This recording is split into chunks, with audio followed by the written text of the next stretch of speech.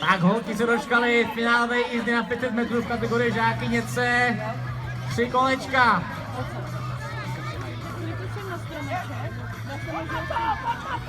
Andrea Zdíhová, Anička Pinovská, na 3. místě Barbora Hradecká, za ní Marta Papoušková. 2 kola.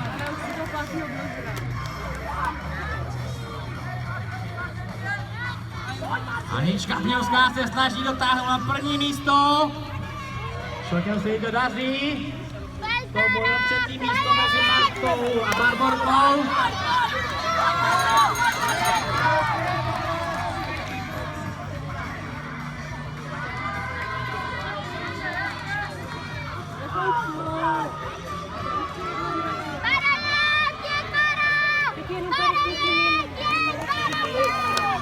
Je to špatný, nebyl jsem slyšet.